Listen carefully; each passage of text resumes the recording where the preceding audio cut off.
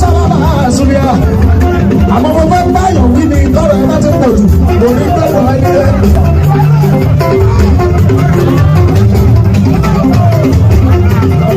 mo mọ àná bí pàṣẹ nínú lórí fújì àná bí ṣùgbọ́n sáré lọ bá bá ọ̀gá bàbá sí ní ọ̀bá náà ṣàkàṣà ọmọ àná bí bàrún sáfì tọ́lọ̀ bá mi bọ̀rọ̀ kẹrù àwọn tó jáde látara àwọn sábẹ́ ni ìmísí anábòsè kìíní tó sì ń gbèsè bẹ́ẹ̀ ìmísí ilé ìṣòwò wà lẹ́yìn ẹgbẹ́ àti sábẹ́ kan ọlọ́pàá bí ẹ̀wọ̀n ìlú ló wà.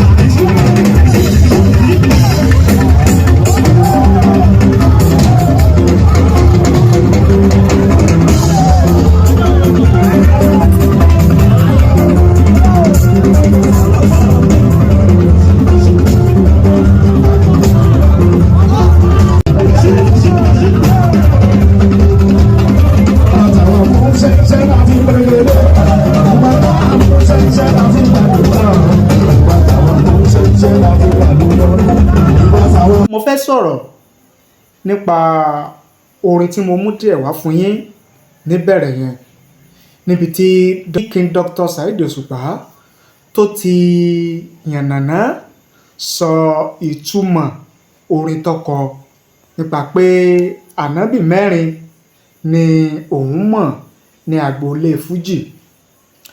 Lẹ́yìn tí Dr. Saheed Òṣùpá tí ó ṣe fídíò yẹn tó ti ní King Dr. Saheed Òṣùpá o Barrister Obesere àti Pasuma ní ànábì fújì lágboolé fújì wípé àwọn yòókù sàábé ni wọ́n. Lẹ́yìn tí King Dr. Saheed Òṣùpá tó ṣe fídíò yẹn ó ní ọ̀pọ̀lọpọ̀ àwọn èèyàn ó ní wọ́n ti ń sọ ìwòye àti èrò tiwọn lórí rẹ̀. Àwọn kan ní orin àrífín ó ní Dr. Saheed Òṣùpá ńlọ́kọ. Àwọn kan ní ó fi orin yẹn bá Wàsíù Àyìndé K1 The Ultimate pé ló fi bá wí. Àwọn kan ní kì í ṣe irú àsìkò yìí ló yẹ kí King Dr. Saheed Òṣùpá kọ́kọ́ irú orin yẹn jáde. Oríṣiríṣi àwọn èèyàn ni wọ́n ti ń sọ̀rọ̀ nípa rẹ̀ tí mo dẹ̀ ti mú wá fún yín nínú àwọn programs tí mo ti ṣe sẹ́yìn lórí ìkànnì yìí. Ṣùgbọ́n ní ọjọ́ ajé Monday ọjọ́ 22 oṣù kọkànlá tá a wà yìí ó ní ẹnìkan pè mí tí wọ́n ní King Dr. Saheed Òṣùpá ó ti kọrin míì o, ó ti ṣàlàyé ìtumọ̀ orin tó kọ ìdí tí ò fi dárúkọ ju mẹ́rin lọ gẹ́gẹ́ bí ànábì fújì ní agboolé fújì.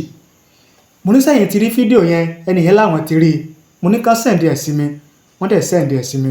Ṣùgbọ́n kó tó di pé mo mú fídíò yẹn wá fún yín, ẹ jẹ́ kí n máa fi àsìkò yìí kí Chief Imam, Grand Chief Imam ìlú Ògbómọ̀ṣọ́, Alhaji Toliat Yunus Olúṣínà Ayélára, Chief Imam, Grand Chief Imam ìlú Ògbómọ̀ṣọ́ pé wọ́n kú oríire gbígba oyè ọ̀mọ̀wé ìyẹn Doctor of Philosophy nínú ọgbà iléèwé tí símọ́ǹtì gbẹ́dúnlẹ̀ University of Ibadan.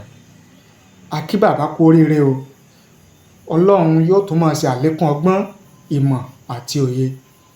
A dẹ̀ bá gbogbo ìlú Ògbómọ̀ṣọ́ a bá wọn dúpẹ́, a bá wọn yọ̀ wípé oríire ni ògo dẹ̀ ni bàbá yìí tàbá ní parọ́ fún ìlú Ògbómọ̀ṣọ́.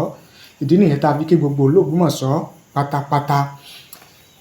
Ṣùgbọ́n nínú program kan tí mo mú wá lánàá tí mo ti mú fídíò kan tí bàbá Imam tí wọ́n ti bẹ̀bẹ̀ sí kábíyèsí ọba ìlú Ògbómọ̀ṣọ́ ọba Ghandi Afọlábí Láòyè Ṣọ̀ún ti ìlú Ògbómọ̀ṣọ́ pé kí bàbá fọwọ́ wọ́nú, kí bàbá fiyè dénú, kí bàbá ó fa àwọn mọ́ra pé àwọn ṣetán láti bẹ̀bẹ̀ kí bàbá ó pe àwọn pé àwọn bẹ̀bẹ̀ kí bàbá ó ké pọ̀npọ̀ rí ìyá àwọn fáwọn, pé àwọn bẹ̀bẹ̀ àwọn ó sì tọrọ àforíjìn pé kí bàbá fọwọ́ wọ́nú. Mo sọ̀rọ̀ lórí fídíò yẹn ní inú program tí mo ṣe lánàá, ṣùgbọ́n oríṣiríṣi àwọn èèyàn ò ní wọ́n ti ń comment, tí wọ́n ti ń fi ìwòye àti èrò tí wọ́n hàn lórí fídíò tí bàbá Grand Chief Imam l'Ògbómọ̀ṣọ́ tí wọ́n ṣe yẹn. Àwọn kan rí gẹ́gẹ́ bí ẹ̀fẹ̀, àwọn kan rí gẹ́gẹ́ bí àwàdà, àwọn kan rí gẹ́gẹ́ bí ẹ̀mí ìrẹ̀lẹ́ni sílẹ̀, gẹ́gẹ́ bíi pé Chief Imam l'Ògbómọ̀ṣọ́ Alhaji Teliat Yunus Olúṣínà Ayílára, àwọn kan rí gẹ́gẹ́ bí ẹni pé wọ́n ti mọ ẹ̀bi wọn lẹ́bi. Yorùbá sì sọ wípé tọmọdé bá ti mọ ẹ̀bi rẹ̀ lẹ́bi, wọ́n ní kì í pẹ́ lórí ìkúnlẹ̀, àbí tí ọmọdé bá ti mọ ẹ̀ṣẹ̀ rẹ̀ lẹ́ṣẹ̀ kò kì í pẹ́ lórí ìkúnlẹ̀. Wọ́n ní pẹ̀lú fídíò tí Chief Imam ṣe yẹn, tí kì í sì ṣe àkọ́kọ́, pé ó yẹ kí kábíyèsí ìlú Ògbómọ̀ṣọ́ Ọba Ghandi Afọlábí Láoyè Orúmọgẹ̀gẹ̀ Ṣọ̀ún ti ìlú Ògbómọ̀ṣọ́ wípé ó yẹ kí wọ́n fọwọ́ wọ́nú, kí wọ́n gbé Grand Chief Imam l'Ògbómọ̀ṣọ́ kí wọ́n fà wọ́n mọ́ra, torí pé tá a bá fọwọ́ ọ̀tún bọ́mọ wí a fi tòsì fà mọ́ra, òní Yorùbá sọ. Wípé pẹ̀lú àwọn nǹkan tí Chief Imam sọ yìí, pé ó ti yẹ kí inú Chief Imam inú kábíyèsí Ṣọ̀ún ti ìlú Ògbómọ̀ṣọ́ ó ti yẹ kí inú wọn rọ̀. Èrò àwọn kan nìyẹn.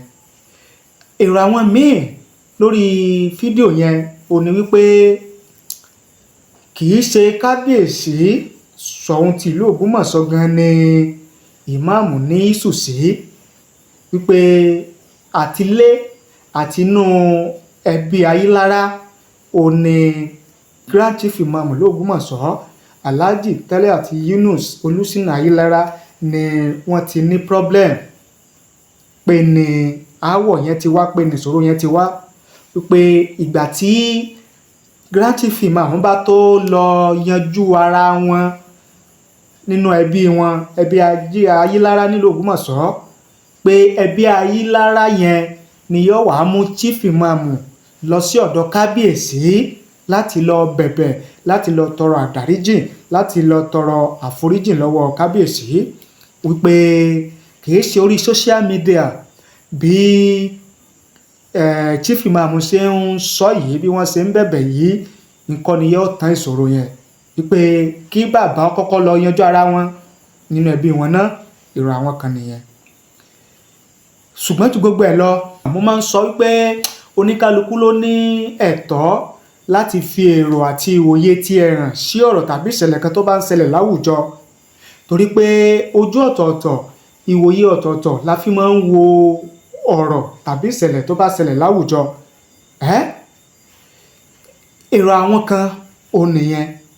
Èrò gẹ́gẹ́ bí èrò ti tèmi, ohun tí Chief Imam ń ṣe yìí, Grand Chief Imam ń ṣe yìí, èmi rò wípé pẹ̀lú àwọn nǹkan tí wọ́n ń ṣe, tí wọ́n ń sọ yìí, tẹ́ bá sì gbàgbé, kó tó di pé Chief Imam lọ gba oyè ọ̀mọ̀wé tí wọ́n gbà ní ọjọ́ Ajé Monday yìí, ó ní Grand Chief Imam kọ́kọ́ ti kọ ìwé ìpè sí kábíyèsí ìlú Ògbómọ̀ṣọ́, wípé àwọn fẹ́ kí kábíyèsí wá yẹ àwọn sí, kí kábíyèsí wá fi ìjókòó pọ́n àwọn lé ní ọjọ́ tí àwọn fẹ́ gba àmì oyè ọ̀mọ̀wé yẹn nínú ọgbà fásitì ilẹ̀ Ìbàdàn, wípé àwọn fẹ́ kí kábíyèsí wà ń bẹ̀. Mo mú wá fún yín lórí ìkànnì yìí náà. Pẹ̀lú àwọn kan tí kábíyèsí tí Imam ṣe yẹn, àti àwọn fídíò tí wọ́n ti ń bẹ̀bẹ̀, tí wọ́n ti ń tọrọ àforíjìn sí kábíyèsí yẹn, èmi rò wípé pẹ̀lú àwọn nǹkan yẹn, ó jọ bí ẹni pé Imam ti mọ ẹ̀bi wọn lẹ́bi, wọ́n dẹ̀ ti ṣetán láti bẹ̀bẹ̀, láti tọrọ àforíjìn, láti ṣe ara wọn gẹ́gẹ́ bí ọmọ lọ́dọ̀ kábíyèsí ìlú Ògbómọ̀ṣọ́.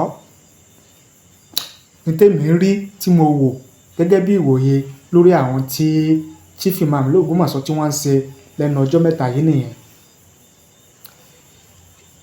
Ẹ̀yin gẹ́gẹ́ bí ẹnìkan pẹ̀lú nǹkan tí ìmáàmù ń ṣe yìí, kí ni ìwòye yín, kí ni èrò yín láti jẹ́ pé kí aáwọ̀ yẹn kó parí láti ìdílé Ayílára gan nílùú Ògbómọ̀ṣọ́ tó fi máa dé ọ̀dọ̀ kábíyèsí? Ẹ fi èrò tiyín àti ìwòye tiyín ẹ fi ṣọwọ́ sí wa láàyè comment nísàlẹ̀ fídíò yìí. A kà á sì ṣe àgbéyẹ̀wò rẹ̀ ìyẹn báyẹn. Nípa fídíò tí mo ní ẹnìkan fi ṣọwọ́ sí mi níbi tí King Dr. Saheed Òṣùpá tó ti sọ ìdí tí ò fi dárúkọ ju àwọn mẹ́rin tó dárúkọ yẹn lọ gẹ́gẹ́ bí ànábì fújì lágboolé fújì. Kí n má pọ̀ lọ́rọ̀, ẹ jẹ́ kí n mú wá fún yín kẹ́yìn náà gbọ́ láti bẹ̀rẹ̀ kẹ́ ẹ gbọ́ títí dé ìparí, kí ìtumọ̀ orin yẹn àti èrò àwọn èèyàn lóríṣiríṣi kó lè bá yé yín lórí orin tí Dr. Saheed Òṣùpá tí wọ́n kọ yẹn wípé ànábì fújì mẹ́rin táwọn mọ̀ lágboolé fújì ó ní Barrister, King Dr. Saheed Òṣùpá, Obesere àti Pasuma. Ẹ jẹ́ á gbọ́ láti bẹ̀rẹ̀ títí dé ìparí. Ṣùgbọ́n tá a bá fẹ́ báyọ̀ jà, gbogbo àwọn tó jà náà kì í gbogbo àwọn tó jẹ́ sàárè tó bá ti pọ̀ jù òní ju tí ó gbá rí. Ànábì ní kọ́lẹ́tì, àwọn bàbá àkàwò, ọmọ ìlú wọn wà pẹ́.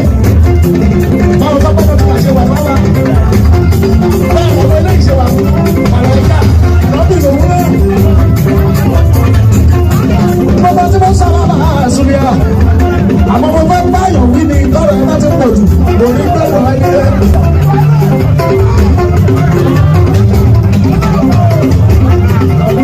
Mo ní mo máa nà bí pàṣẹ nínú lórí fújì. Ànábì Òṣùpá sáré náà bá bà ká.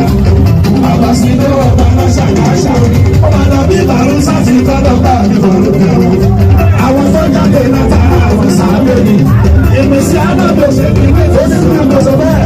Ìmísí Jésù wọ́n wà lẹ́yìn. Ẹ̀wà tí sàbẹ̀ kan wọ́n bá fi ẹ̀wà ní ọdún wọ́n wà.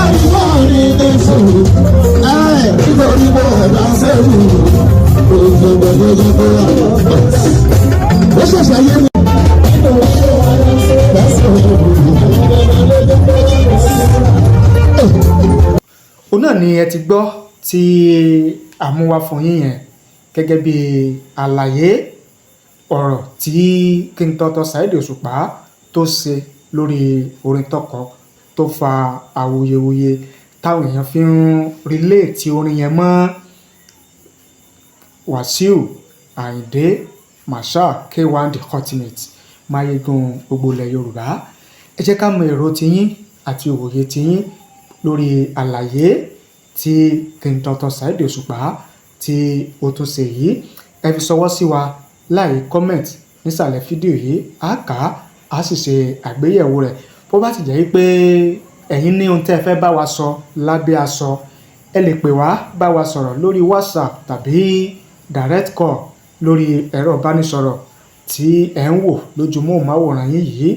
Òní kẹ́ ẹ lò kẹ́ ẹ fi bá wa sọ̀rọ̀, bó ṣe WhatsApp bó dẹ̀ ṣe direct call àbí message ẹ fi ránṣẹ́ sí wa, á kà á ṣe àgbéyẹ̀wò rẹ̀. Ẹ ṣé o, àdúpẹ́ àmọ̀rírì yín. Ẹ bá ní pín, ẹ bá ní share rẹ̀ kó lè káàkiri àgbáláyé. Ẹ̀yin tẹ́ ẹ bá ti subscribe, ẹ bá ní subscribe kẹ́ ẹ tan notification bell kẹ́ ẹ lè máa láǹfààní láti máa rí wa wò, láti máa gbọ́ wa lóòrèkóòrè tá a bá ti mọ tuntun wá fún yín lórí ìkànnì yìí. Ẹ ṣé o, àdúpẹ́ àmọ̀rírì yín.